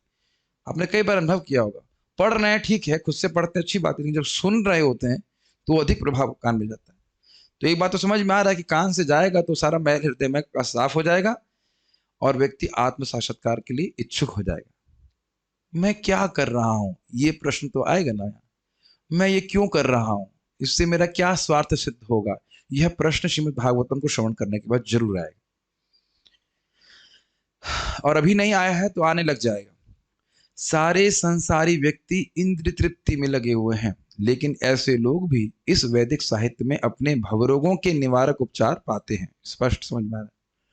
सुखदेव गोस्वामी अपने जन्म काल से ही मुक्त जीव थे और उनके पिता ने उन्हें श्रीमद् भागवत पढ़ाया। संसारी विद्वानों में श्रीमद् भागवतम के संकलन के काल को लेकर मतभेद है। देखिए प्रभुपाद जी रेफर कर रहे हैं कब रचना हुई इसकी। अब क्लियर समझ में आ रहा है क्यों प्रभुपाद जी कह रहे हैं। तथापि श्रीमद् भागवतम के मूल पाठ से यह निश्चित है कि इसका संकलन राजा परीक्षित के तिरोधान के पूर्व और भगवान कृष्ण के प्रयाण के पश्चात हुआ था। क्योंकि आप जान रहे हो मूल पाठ का मतलब व्यासदेव जी असंतुष्ट थे और वो तभी हो सकता है जब कलयुग का प्रादुर्भाव हो जाए। और कलयुग का प्रादुर्भाव कब होगा? जब कृष्ण चले गए और परीक्षित महाराज के राज्यकाल में वह आने लग गया था। तो अब वो समझ में आ रहा हो कि प्रभुपाद ये बात क्यों कह रहे हैं। जब राजा परीक्षित भारतवर्ष के सम्राट के रूप में राज्य कर रहे थे तब उन्होंने मूर्तिमंत कली को दंडित किया। इसको अब आगे सुनने वाले हो। प्राधिकृत शास्त्रों तथा ज्योतिष गणना के अनुसार कलयुग अपने 5000वें वर्ष में है। अतः श्रीमद् भागवतम कम से कम 5000 वर्ष पूर्व संकलित हुआ था। कुछ लोग कहते हैं कि 2-3 हजार पहले किसी वोपदेव ने भागवत लिख दिया। प्रभुपाद इसको प्रथम स्कंद के पहले श्लोक में ही बोलते हैं। नहीं, ये सब बात सही नहीं है। भागवत के मूल पाठ के अनुसार 5000 साल पहले हुआ, तो परीक्षित महाराज के शरीर छोड़ने से पहले। ऑब्वियसली महाभारत का संकलन श्रीमद् भागवतम के पूर्व हो चुका था और सारे पुराण महाभारत के पूर्व संकलित हो चुके थे। समझ में आ रहा है। यह है विभिन्न वैदिक ग्रंथों के संकलन काल का एक आकलन। श्रीमद् भागवत की रूपरेखा नारद के निर्देशानुसार पहले ही तैयार हो चुकी थी। मैं समझ रहा हूं, आप बिल्कुल समझ में आ रहा होगा प्रभुपाद जी क्या कहना चाह रहे हैं। समझ में आया। महाभारत के पहले ही शॉर्ट में था, उसको फिर विस्तार से फिर से महाभारत की रचना करने के बाद फिर से नारद जी के आदेशानुसार नारद व्यासदेव जी ने रचना करी। श्रीमद् भागवत निवृत्ति मार्ग पर अग्रसर होने का विज्ञान है। नारद ने प्रवृत्ति मार्ग का तिरस्कार किया। ये शायद नहीं पता होगा निवृत्ति मार्ग और प्रवृत्ति मार्ग क्या होता है। प्रवृत्ति मार्ग का मतलब क्या है? हाँ, मतलब जॉब करे, शादी करे, भोग भी करता रहे और धर्म भी करता रहे और उसके आगे वो प्रगति करे। तो देखिए कई बार काउंसलिंग में देखना पड़ेगा कि उस व्यक्ति की प्रवृत्ति क्या है। क्या वो निवृत्त होना चाहता है, निवृत्ति के मार्ग में रह करके एकदम भक्ति करे और सीधे भगवान के पास जाना चाहता है, या वह भोगी लालसाओं से प्रभावित है तो शादी करके और मतलब दुख वगैरह भोग के उसके बाद वो। इसमें गलत बोल रहे हैं क्या प्रभु? दुख तो है ना गृहस्थी में सुख है, इसमें संदेह है, लेकिन दुख है तो उसमें कोई संदेह नहीं है। ठीक है, तो उसको दुख को भोग ले। उसके बाद ये हम नहीं बोल रहे हैं, भागवत में लिखा है। दक्ष जो है उसके 10,000 लड़कों को जब ब्रह्मचारी बना दिया तो उसे दुख ये नहीं था कि वो ब्रह्मचारी बना दिया। उन्होंने कहा देखो ये लोग शादी नहीं किए हैं, जब तक शादी का दुख नहीं भोगेंगे इनको जगत से विरक्ति कैसे होगी ये दिख था। इस पे हमारे हलधर महाराज का मैंने सुना वक्तव्य, बोल रहे थे कि अरे जब सब लोग दुख भोग रहे हैं तो बताते क्यों नहीं कि दुख भोग रहा है। और अमेजिंग बात है, जब जिसकी शादी शादी तो पहली बारी होती है हर व्यक्ति की, उसको ले जाते हैं तो खुश होते हैं बहुत, है ना, खुश होते हैं, खुद दिखा रहे हैं कि तुम बड़े खुश हो गए, खुश हो गए, लेकिन अपनी पिक्चर नहीं दिखाते, उसको तो केवल ट्रेलर दिखाते रहते हैं, जिसे प्रवृत्ति मार्ग कहते हैं। शादी करे, बच्चे पैदा करे, इत्यादि इत्यादि, दुख भोगे, फिर आगे जाकर वर्णाश्रम के हिसाब से वानप्रस्थ ले अगर हो। आजकल तो 50 के बाद में भी लोग बोलते हैं हम तो भी गृहस्थी में है। अरे कब तक रहोगे गृहस्थी में? 50 साल मतलब अब तो निवृत्त होने का मौका होना चाहिए, तो वो होता नहीं, लेकिन आप समझ रहे हैं कि क्रमशः वानप्रस्थ फिर संन्यास इत्यादि लेकर के व्यक्ति निवृत्त हो, तो इसे प्रवृत्ति मार्ग कहते हैं। और निवृत्ति मार्ग मतलब व्यक्ति कभी सब चक्कर में नहीं पड़े, ब्रह्मचारी रहे, भक्ति करे, उसके बाद पार हो जाए, ये बात है। तो इसी को दो प्रकार के मार्ग बता रहे हैं। तो नारद जी ने कहा प्रवृत्ति मार्ग का तिरस्कार किया, भक्ति करो। यहाँ तक आपको ये भी याद है कि जो व्यक्ति भगवान की शरण भावुकता में भी ले लिया जिसने, और वो गिर भी गया, तो भी उसको क्या नुकसान है। इस प्रकार से नारद जी ने निवृत्ति मार्ग का की प्रशंसा करी थी। यह मार्ग समस्त बद्ध जीवों की स्वाभाविक प्रवृत्ति। कौन सा मार्ग? प्रवृत्ति मार्ग। बद्ध जीवों की स्वाभाविक प्रवृत्ति है प्रवृत्ति मार्ग, भोग करें और थोड़ा धर्म भी करते। तो इसीलिए प्राय जो काउंसलर हैं कभी कभी इसी बात की बोलते हैं, हाँ भाई नौकरी भी करो और पीएचडी भी करो और ये भी करो और वो भी करो, लेकिन अगर कोई अलग थोड़ा निवृत्ति इंक्लाइंड काउंसलर होगा तो बोल देगा क्या करोगे सब करके। वो सही बात बोल रहा है, आप स्वीकार करें या नहीं करें, सही बात है। समय बहुत नहीं है हमारे पास भक्ति करने के लिए। मैं फिर से ये संदेश देना चाह रहा हूँ, जितने लोग भी यंग हैं उस समय, जिनकी शादी भी नहीं हुई है, वो समझ लीजिए कि जिस प्रकार से अभी समझ में आ रहा है भागवत, शादी के बाद तो बहुत मुश्किल से समझ में आएगा। टेंशन रहेगी, अरे कथा खत्म हो, बच्चे को दूध पिलाने जाना है, ये करना है, वो करना है। जितना फ्री माइंड से अभी सुन रहे हैं, क्या जहानवी माता जी गलत तो नहीं बोल रहे हैं, गलत तो नहीं बोल रहे हैं ना, अभी फ्री हैं। मान लीजिए आपके 2 बच्चे छोटे होते हैं, बाल नोच रहे होते, तो फिर आज ही मैं देखा गीता क्लास में माता जी का वीडियो ऑन था, गीता क्लास सुन रहे थे, बच्ची ने बाल नोचना शुरू कर दिया। मैंने कहा ये है लीला गृहस्थ आश्रम। वीडियो ऑफ, और पता नहीं सुन रहे कि नहीं सुन रहे, कौन जाने। और छोटी बच्ची नहीं थी, अच्छी खासी, मेरे 3-4 साल की बच्ची थी, मैं नाम नहीं रख रहा हूँ सकता। कुछ भी कहिए माता जी, समझ में उतना नहीं आता है। हम बस बोलूंगा बार बार तो लगे मैं अहंकार कर रहा हूँ। माइंड फ्री होना चाहिए भागवत समझने के लिए। महाराज की शब्द नहीं, महाराज के शब्द तो है ही, ये स्वयं महाप्रभु के शब्द हैं। अब मैं पढ़ाना चालू करूंगा तो परेशान हो जाएंगे। 61 अर्थ हैं 10वें, आज क्या पढ़ रहे हैं 10वें श्लोक की, और कह रहे हैं कि पागल हो जाए व्यक्ति तब वो भागवत समझ सकता है। तो इस प्रकार से रहता है, धीरे धीरे हो जाता है, ठीक है ना। तो मैं जिन लोग की अभी शादी नहीं हुई है, वो जितना भागवत पढ़ सके पढ़ लीजिए, समझ लीजिए, उसके बाद तो फिर झंझट में पड़ना ही है। फिर कितना समझ में आएगा तो बड़ा कठिन है कि नहीं, पढ़ने के लिए कितना समय भी मिलेगा। श्रीमद् भागवत की विषय वस्तु मानव जाति के भवरोग का या संसार के तापों को पूर्ण रूप से रोकने का उपचार है। ये तो स्पष्ट समझ में आ रहा है। भवरोग का क्षय हो जाता है, भौतिक भोग वासना समाप्त हो जाती है और भगवान में मति लगती है।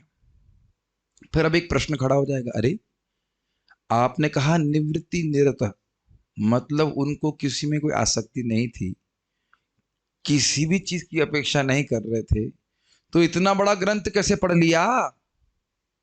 तो इसी को शौनक ऋषि बोल रहे हैं। ये बोल के ही हम समाप्त करेंगे, पहले से तैयार रहिए, मेरे पीछे बोलिए।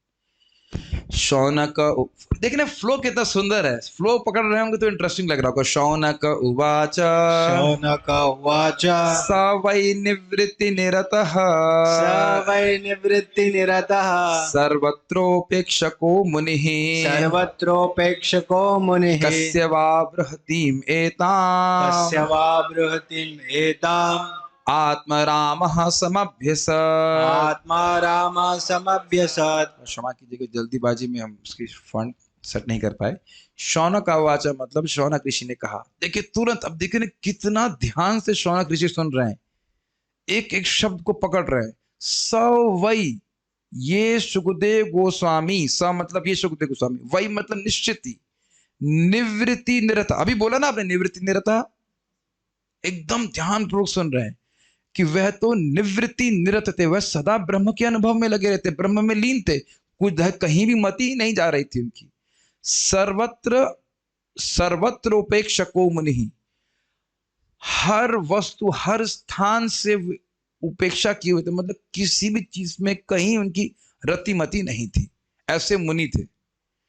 कस्य वा, किस कारण से, बृहति में एताम, एताम मतलब इस संहिता को, इस भागवती संहिता जो बृहति है, बृहत मतलब बहुत बड़ी, 18,000 श्लोक, इसको आत्मराम, आत्मरामी होते हुए, आत्मा में आनंद होते हुए भी समभ्यसत, सम्यक रूप से अभ्यास किया। 18,000 श्लोक, चाहे आत्माराम हो चाहे कुछ भी हो, एक झटके में तो आ नहीं जाएगा। मान लो एक झटके में भी आए तो भी 18,000 श्लोक बोलने में कुछ तो समय लगेगा। तो जो व्यक्ति कुछ भी किसी भी वस्तु की अपेक्षा नहीं कर रहा है, वह भागवत की उपेक्षा क्यों किया, अपेक्षा क्यों किया? यानी आप समझ लीजिए, फिर वही बोल रहा हूं, जो व्यक्ति जगत में हर वस्तु की उपेक्षा कर दिया है, वह श्रीमद् भागवतम की उपेक्षा नहीं कर सका है। तो हमें क्या भागवत की उपेक्षा करनी चाहिए? अब सोच लीजिए,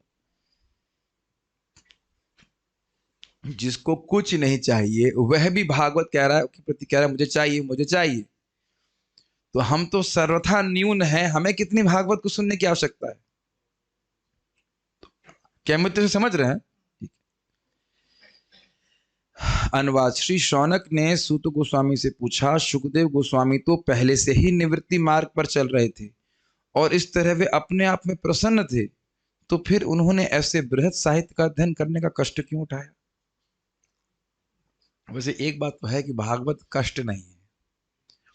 आज एक भक्त को बोल रहा था कि देखिए, वो भी पढ़ाई कर रहे हैं, अपने कंपटीशन की तैयारी कर रहे हैं, जो भी है, मैंने कहा आप भी इसमें पढ़ रहे हो और मैं भी इसमें पढ़ रहा हूँ, आप भी नहीं चाहते कोई डिस्टर्ब करे और मैं भी नहीं चाहता कि मुझे कोई डिस्टर्ब करे, लेकिन मैं सुख में हूं और आप फिलिंग द ब्लैंक्स। उन्होंने स्वीकार भी किया, और डिवोटी अच्छे हैं, मैं नहीं बोल रहा कि वो डिवोटी गड़बड़ है, परिस्थिति बस वो पढ़ना है, अपनी नौकरी प्राप्त करनी, जो कुछ भी है, लेकिन इसको आप नहीं कह सकते कि ये जो परिश्रम है श्रीमद् भागवतम का, इसमें कष्ट बिल्कुल नहीं है। ये तो मैं आपको लिख के दे सकता हूँ। जब अर्थ समझ में नहीं आता है तो हम सोचते रहते हैं इसका अर्थ क्या है, इसका अर्थ क्या है, लेकिन दुख नहीं होता है। और जब अर्थ समझ में आ जाता है तो वाह वाह कितना सुंदर अर्थ है, समझ रहे हैं इसको। लेकिन एक प्रयास जरूर, प्रयास है, लेकिन कष्ट नहीं है, ध्यान दीजिएगा। मैं खाली बोल रहा हूं कि भाई टीका पढ़ने में, समझने में कुछ मेहनत लगती है ना मेरी, आपको लगता है कि नहीं लगता है? ऐसे बन जाता है सब कुछ, लेकिन मेहनत आनंद वाली मेहनत है। बताना तो आगे की बात है, मैं तो जी पढ़ने में बहुत आनंद है, वाह वाह वाह मन में निकलता रहता है। अन्वय। शौनक उवाच, श्री शौनक ने पूछा, स मुनि, वह सुखदेव गोस्वामी, वह निश्चय, हमें कोई संदेह नहीं है। शौनक आदि ऋषि कह रहे हम जानते हैं, और आपको याद होगा तो सुखदेव गोस्वामी जी की महिमा का वर्णन पहले कर चुके हैं कि वो कपड़े बिना पहने दौड़ रहे थे, जा रहे थे, सब तरफ देख भी रहे थे, लेकिन स्त्रियों ने इधर ध्यान भी नहीं दिया उनकी तरफ। तो शौनक आदि ऋषि सुखदेव गोस्वामी को जानते हैं, ये प्रश्न पहले भी कर चुके हैं। स गोदोहन मात्रम, केवल गाय के दोहने के समय तक ही वह, फैन थोड़ा धीरे कर दीजिए भाई,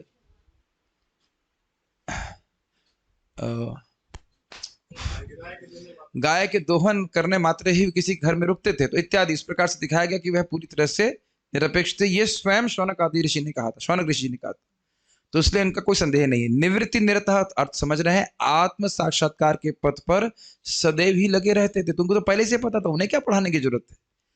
सर्वत्रोपेक्षक, सभी प्रकार से उदासीन, उदासीन मतलब neutral, not interested, who cares, who cares, I don't care a dam ऐसे बोलते इंग्लिश में, सुना? ये उदासीन का, हमें मतलब नहीं तुमसे। और ये आप जानते हैं कि पैदा होते ही भाग गए घर से। आत्म राम, अपने आप में प्रसन्न रहने वाले थे। कस्यवा, किस कारण से उन्होंने एताम, इस बृहति विशाल संहिता का समभ्यसत अर्थात अभ्यास किया। अभ्यास मतलब बारंबार पढ़े, बार बार मनन क्यों किया? अभ्यास मतलब समझते ना, बार बार बार बार, एक बार ही नहीं। अभ्यसत से भी सूचित हो रहा है कि इसको बार बार पढ़े, बार बार विचार किए, मनन कर रहे थे, इत्यादि इत्यादि। मतलब उनके मन को भी रमाने वाली थी श्रीमद् भागवत। ये क्लियर समझ में आ रहा है? उनको भी, जो पहले से ही पूर्ण रूप से सुखी है, उनको भी और अधिक सुख देने वाली है श्रीमद् भागवत। ये अर्थ समझना होगा। सारा दर्शनी छोटी सी है। कस्यवा का अर्थ है किस कारण से। बाल प्रबोधिनी देखिए, श्रील व्यासदेव के अधिकारी होने से अपने ग्रंथ के प्रचार के लिए उनके द्वारा उसका अध्यापन संभव होते हुए भी शुकदेव गोस्वामी के द्वारा इसका अध्ययन कैसे संभव हुआ, इसको श्लोक से पूछ रहे हैं। हाँ भाई ठीक है, व्यासदेव जी समर्थ हैं ग्रंथ लिखने में, और वह इसमें भी समर्थ हैं परीक्षण करने के लिए कौन अधिकारी है। ये दो बातें सीखी थी आपने, मुनि शब्द से सूचित हुआ था। और लेकिन सुखदेव गोस्वामी का अध्ययन किए कैसे? मान लिया कि वह आत्म साक्षात्कारी थे, ठीक है, सब निवृत्त निरत थे, उसी को पकड़ रहे, लेकिन वो अध्ययन कैसे किए? ये देख लिया है कि ये पढ़ सकता है, लेकिन जरूरी तो नहीं कि व्यक्ति पढ़े। टीचर ये देख सकता है कि हाँ भाई ये व्यक्ति में ये गुण है कि ये पढ़ लेगा, लेकिन जरूरी तो नहीं कि बच्चा पढ़े। कभी कभी बच्चे बुद्धिमान होते हैं लेकिन बड़े उदंड होते हैं, या जो भी है इंटरेस्टेड नहीं होते। नहीं, बुद्धि है बच्चे में, लेकिन उस विषय में उसका रुचि नहीं है। समझ रहे हैं ना बात? तो वो कह रहे हैं कि निश्चित रूप से उन्हें देख लिया कि अधिकारी हैं, ये भागवत सुन सकते हैं, समझ सकते हैं, लेकिन उन्हें सुना ही कैसे, ये प्रश्न है। क्लियर हो रहा है प्रश्न? देखिएगा अभी, वही शब्द अवधारणा के लिए है, मतलब इसमें कोई डाउट नहीं है कि वे निवृत्ति निरत थे, आत्मरामी पुरुष थे। स अर्थात वह सुखदेव गोस्वामी अध्ययन अध्यापन आदि के प्रति भी उपेक्षक ही थे, उदासीन थे। वैसे तो इसमें थोड़ा विनोद की बात याद आ रही है कि कालू माली की स्टोरी सुनी आप? कैसे लोग भक्ति के प्रचार के प्रति उपेक्षा करते हैं। संबंध में श्रील भक्तिचंद ठाकुर जी कहानी सुनाते हैं कि कालू मालू नाम के थे लड़के, बड़े पैसे वाले व्यक्ति के लड़के थे। तो एक बार उनके पैसे, वो तो पढ़ नहीं रहे थे, तो उनके पिताजी ने एक टीचर को, मास्टर को लगाया जो मैथमेटिक्स पढ़ा रहा था। तो बहुत प्रयास किए, नहीं पढ़े। तो एक दिन टीचर ने बोला, कालू उस गैया के कितनी टांगे हैं? बोला 1 2 3, इतने मालूम चिल्लाया, अरे तेरे को मैथ्स पढ़ा रहा है। तुरंत भागे वो लोग। तो अब देख सकते हैं वो योग्य थे लेकिन पढ़ने की रुचि नहीं थी। तो एक उदाहरण दे रहा हूं कि सुखदेव गोस्वामी यहाँ पे क्या पढ़ना है, क्या पढ़ाना है, वो ही सब में उसके प्रति उपेक्षा। दयानंद जी का पढ़े हैं और फिर पढ़ाए भी हैं आगे जाके। तो अंतर देख रहे हैं कि सुनने में बहुत अच्छा लगा, पढ़ने में अच्छा लगा, और बोलने में भी बहुत उत्साह था वो व्यक्ति जो किसी से बात नहीं कर रहा था। Make sense? तो ये सब प्रश्न बन रहे हैं कि वो तो हर प्रकार से हर अध्ययन अध्यापन के प्रति उपेक्षक थे, तो कैसे पढ़ा उन्होंने इस बात को? इसके हेतु को कह रहे हैं कि मतलब क्यों उपेक्षा किए हुए थे, तो कह रहे हैं निवृत्ति निरतः शब्द से, अर्थात वे कदापि प्रवृत्ति मार्ग में प्रवृत्ति नहीं हुए। कुछ जगत से चाहिए, वो ऐसे थे ही नहीं। कुछ चाहेंगे तभी तो पढ़ेंगे पढ़ाएंगे। सब लोग ऐसे तो चुप बैठे, सब लोग निवृत्ति निरत हो गए क्या? कुछ पढ़ने, कुछ चाहिए जगत में, कुछ प्राप्त करना है तभी तो पढ़ोगे पढ़ाओगे भाई, क्योंकि कुछ चाहिए नहीं था। अब ऐसे क्यों थे, निवृत्ति निरत क्यों थे? तो कह रहे हैं इसके भी हेतु कह रहे हैं आत्मराम शब्द से। आत्मराम मतलब आत्मा में ही रमण करने वाला, आत्मा में ही आनंद लेने वाला, ब्रह्मानुभूति के सुख में लीन रहने वाला, ये अर्थ। इस प्रकार का होते हुए किस हेतु से वे संहिता का समभ्यसत अर्थात सम्यक रूप से अध्ययन किए, ये प्रश्न है। अब देखिए इसमें क्या दिक्कत है। मान लो कहे क्या दिक्कत है कि पढ़े तो पढ़ लिए, तो कह रहे हैं यदि वह अल्प अभ्यास के द्वारा भी इसको पढ़ते, मतलब थोड़ा सा भी पढ़ते, तो इस अभ्यास के द्वारा उनके आत्मराम होने के गुण में विरोध प्रस्तुत हो जाता। समझे? आत्मराम मतलब आप आत्मा के आनंद में संतुष्ट तृप्त हैं, तो फिर आप कुछ पढ़ने बैठ रहे हो, उसका मतलब कुछ चाहिए आपको, तो आत्मराम में तो नहीं हुए ना। बहुत गंभीर प्रश्न है। मैं कहूं कि मेरा पेट एकदम भरा हुआ है, अब उसके बाद 8 बजे प्रसाद आए तो दे, शाबाश शाबाश बाबा जी। चल रहा है, फिर यजमान का आटा यजमान का घी, तो आप कहेंगे अरे ये अभी तो बोल रहे थे पेट भरा हुआ है और अभी अब खाना चालू कर दी। कॉन्ट्रडिक्शन लगेगा कि नहीं लगेगा? तो यही वो कह रहे हैं कि एक तरफ कह रहे हो निवृत्ति निरत हैं, आत्मराम हैं, और उसके बाद 18,000 श्लोक पढ़ रहे हैं। अगर मैं कहूं मैं गले तक भरा हुआ है मेरा एकदम पेट तो यहीं तक होता है, लेकिन कभी बोलते हैं गले तक हमारा खा लिए हम, उसके बाद मैं अगर एक मिठाई भी खाऊंगा तब भी आप बोलेंगे ना। और मैं कहूं कि मैं 2 किलो पेड़ा खा रहा हूं तब तो मेरे पेट भरने पे आपका संशय हो जाएगा क्या ना? अब तो समझ में आ रहा होगा। तो आत्मरामी पुरुष है, निवृत्ति निरत है, और वह 18,000 श्लोक पढ़ रहा है। अगर वो 2-4 श्लोक पढ़ते तो भी उनका आत्मराम होने में संशय होता। ये शौनक ऋषि कह रहे हैं, नहीं समझ रहे हैं? 18,000 श्लोक पढ़ लिए तो ये कैसे हो गया? ये प्लीज को समझ लीजिएगा बढ़िया से। अगर ये समझेंगे तो अगला श्लोक जो कल हम चर्चा करेंगे, केवल एक ही श्लोक लेंगे कल, बड़े अच्छे से समझ में आ जाएगा। ठीक है, ठीक है। विरोध कैसे प्रस्तुत हो जाएगा समझ में आ गया। परंतु यह ग्रंथ तो बहुकाल के अभ्यास के बाद ही साधित हुआ होगा, इस आशय से कह रहे हैं बृहति। अरे थोड़ा अभ्यास करते तो उनका आत्मराम के गुण में एक मतलब विक्षेप, हाँ विक्षेप हो जाता। तो ये तो बृहति संहिता है, बहुत बड़ी संहिता, 18,000 श्लोक है, और एक भी श्लोक को छोड़े नहीं है सुखदेव गोस्वामी। नहीं इसको छोड़ दो, ये काम का नहीं है। तो इस आशय से बृहतिम शब्द अर्थात यह ग्रंथ और इसका अर्थ दोनों ही बहुत विशाल है। ये देख ही रहे हैं, एक एक श्लोक को खोलते जा रहे हैं, एक श्लोक को खोलते जाएंगे तो कितना अर्थ होगा उसकी हम कल्पना नहीं कर सकते। कभी आप लोगों का अगर धैर्य होगा तो हम वो चैप्टर चैतन्य चरितामृत से पढ़ेंगे आत्मराम श्लोक के 61 अर्थ, लेकिन हमारे ऑडियंस ड्रॉप कर जाएगा इसलिए हम उसको ले नहीं रहे। अरे इतना इतना इतना नहीं परेशान करेंगे। तात्पर्य, सामान्य लोगों के लिए जीवन की चरम सिद्धि भौतिक कार्यकलापों को बंद करके आत्म साक्षात्कार के पथ या निवृत्ति मार्ग पर स्थिर होने में है। ये मतलब होता ही है, लोग जगत में भोग प्राप्त करने के बाद सोचते हैं अब हम मुक्ति प्राप्त करना चाहते हैं। हमारे एक मित्र के ताऊ जी आज आए थे, कह रहे थे कि हम कुछ भक्ति करना चाहते हैं बुढ़ापे में। अच्छी बात है, लोग ऐसे ही सोचते हैं इस प्रकार से। जो लोग इंद्रिय भोग में सुख पाते हैं या जो भौतिक शारीरिक कल्याण के कार्य में स्थिर होते हैं वे कर्मी कहलाते हैं। कर्मी का मतलब जो भोग प्राप्ति में लगा हुआ है। ऐसे हजारों तथा लाखों कर्मियों में से कोई एक कर्मी आत्म साक्षात्कार द्वारा आत्मराम बन पाता है। इसका अर्थ क्या है? भोगते भोगते जब बहुत बोर हो गया तब वो सोचेगा मैं कैसे मुक्ति के लिए प्रयास करूं, और मुक्ति का प्रयास करके कहीं जाकर के बहुत प्रयास करेगा तब वो आत्मराम बनता है। मतलब सारी भौतिक इच्छाएं उसकी शून्य हो जाती है। आत्मा का अर्थ है स्व तथा आराम का अर्थ है सुख पाना, मतलब अपने में ही, अपने स्वरूप में ही सुख पाना। प्रत्येक व्यक्ति उच्चतम सुख की खोज में लगा रहता है, लेकिन इस सुख का मानदंड व्यक्ति व्यक्ति के साथ अलग अलग हो सकता है। बहुत सुंदर बात प्रभुपाद जी कह रहे हैं। कहने का अर्थ यह है कि जिसकी जैसी चेतना होगी उसके अनुसार वह सुख का स्टैंडर्ड डिसाइड करता है। हमें अगर कह दिया जाए बाहर कि आप धूप में खड़े रहिए, बिल्कुल आप खुश नहीं होंगे, है ना? वर्षा में नहीं, लेकिन पेड़ देखिए कितना खुश है। पेड़ भी जीवात्मा है कि नहीं? और खुश है क्या प्रमाण है? हरी हरी पत्तियां। जैसे आप लोग, मुझे लग रहा है कि आज 2 टाइम खाए हैं, किसी का चेहरा सूखा हो तो लग नहीं रहा है, सब खुश है कि नहीं? और 3-4 दिन नहीं खाएंगे तो समझ में देखते हैं ना, एकदम चेहरा से डाउन। इतना तो अभ्यास कभी किए भी नहीं होंगे 3-4 दिन का। तो एकादशी लोग पहले से, एकादशी का मीटर लग जाता है, अरे भाई कब है एकादशी, कब है देखे।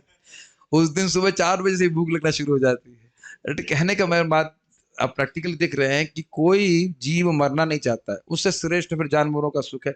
जैसे जैसे चेतना प्रगतिशील होती जाती है उसके अनुसार व्यक्ति सुख का मानदंड होता है। अतएव कर्मियों द्वारा भोगा गया आदर्श सुख आत्मरामों के आदर्श सुख से भिन्न होता है। रमन्ते योगिनो अनंते सत्यानंद चिदात्मनि इति रामपदे नासौ परब्रह्म अवधीयते न तेषु रमते बुधा। ये श्लोक बहुत, ये बात बहुत अच्छी बोली थी। आज मैं एकदम से क्या, मुझे भगवान ऐसे से रियलाइजेशन देने लगते हैं क्या। मुझे सोचा था कि स्पेशली वृंदावन में आप बंदरों को देखते हैं, वो बंदर वाली क्रिया करते रहते हैं। मैं सोच रहा कि वही सुख जो भोग रहा है इसी को मैं प्राप्त करने के लिए मानव जीवन मिला है। एकदम मुझे घृणा आ रही थी इस बात से।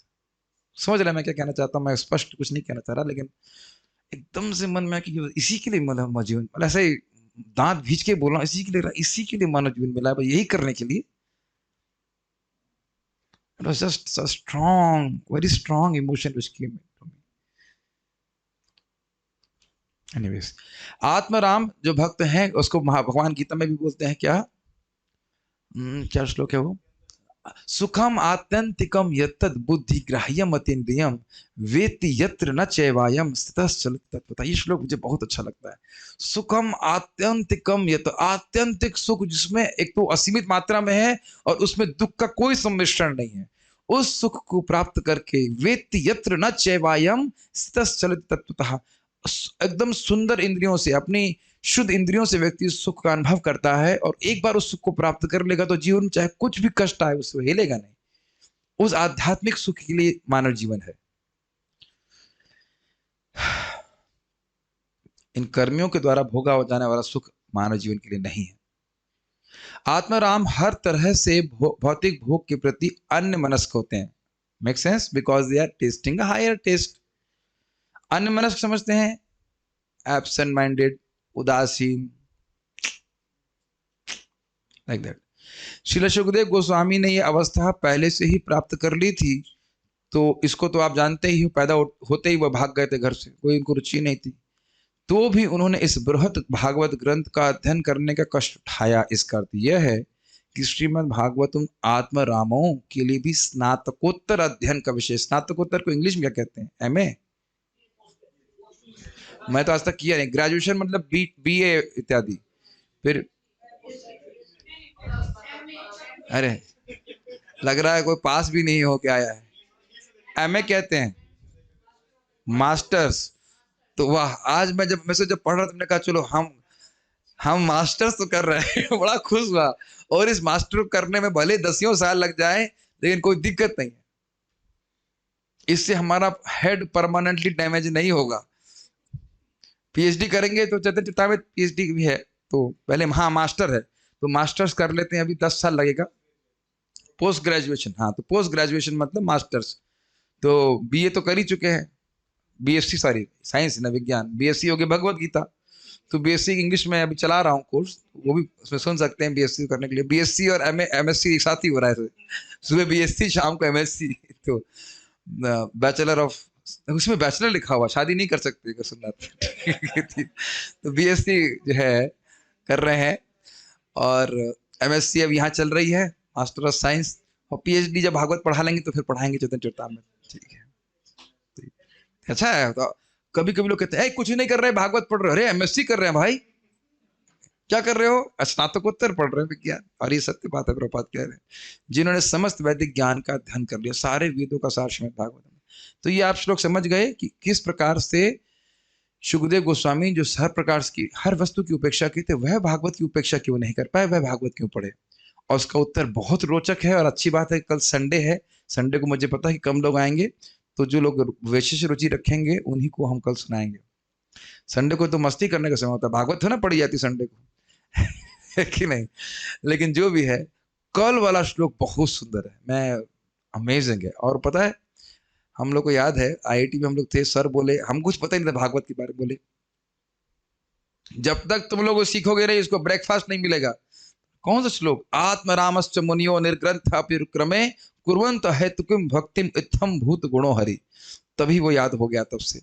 पता नहीं क्या था, हमारे सर, इतना कठोर तो मैं नहीं हूँ लेकिन हमारे सर बड़े स्ट्रिक्ट थे, जब तक नहीं सीखोगे तो ब्रेकफास्ट नहीं मिलेगा। सब लोग जुटे उसको याद करने के लिए, तो आज तक याद हो गया। बहुत श्लोक है। कोई प्रश्न है वक्त कर, मैं देख लेता हूँ क्या है। और मेरे से कोई प्रश्न नहीं है, सब सीख गए। हम लोग टाइम पे आते हैं पूछे। ठीक है, ठीक है। When Lord was in Dwapar Yuga, then Dwapar Yuga 2 wasn't just Dwapar. In fact, we can say that due to Lord's, ठीक है, कमेंट्स थे, comment with question mark. May be 20 chapatis खाने की कैपेसिटी भी दे देते होंगे महाप्रभु। हाँ, यही मैं भी सोच रहा था। हाँ, यही मैं भी सोच रहा था। आप माइंड रीड कर लेते लगता है। गृह टाको ने टक्को। अच्छा, ठीक है। मुझको लगा लेडीज को ही प्रॉब्लम होती है आफ्टर मैरिज शास्त्र में समझने में, जेंट्स को भी होती है। मुझको तो बहुत डिफरेंस लगता है, अब चाहकर भी उतना टाइम भक्ति में नहीं दे पाते जितना पहले सब सुनते थे। हाँ, ये तो है ही। और सभी को टेंशन तो सभी तरफ है ना, प्रभु जी को भी, माता जी को, सभी को टेंशन। टेंशन तो बराबर से, टेंशन शेयर करने के लिए शादी करते हैं। वैसे भागवत में लिखा गया है दुख निवृत्ति के लिए लोग प्रयास करते हैं। और मुझे, मैं अपनी बात नहीं बोल रहा, महाराज बोल रहे थे कि वो लड़की सोच रही कि लड़का प्राप्त करके, मतलब पति प्राप्त करके सुखी हो जाऊंगी। तो अगर वाकई और पति सोच रहा है कि पत्नी प्राप्त करके सुखी हो जाऊंगा, तो दोनों अगर अपने आप में पूर्ण होते तब वो पहली बात तो इच्छा ही क्यों करते, और अपूर्ण है तो पूर्णता कैसे प्राप्त करा देंगे, कभी सोचते नहीं। भागवत इसलिए निवृत्ति मार्ग का बड़ा प्रबल कह सकते हैं प्रवृत्ति में मतलब प्रकट करती है। आप देखेंगे आगे जाकर कि किस प्रकार से क्या नाम है इनका, कर्दम ऋषि के संग खूब भोग प्राप्त करने के बाद उसकी कल्पना देवता भी नहीं कर सकते, उसके बाद देवती बोल रही हैं असत इंद्रिय तर्शनाथ, मैं इन असत इंद्रियों की तर्षण की खींच से खिन्न हो गई हूं, मुझे भक्ति सिखाई आप। बड़े अच्छे अच्छे ऐसे देखने में लग रहा है कि बहुत भोग मिल रहे हैं, ये मिल रहे हैं, लेकिन बिल्कुल खिन्न हो गई हैं। तो हमेशा भागवत निवृत्ति को ही निवृत्ति को एनकरेज कर रहा है।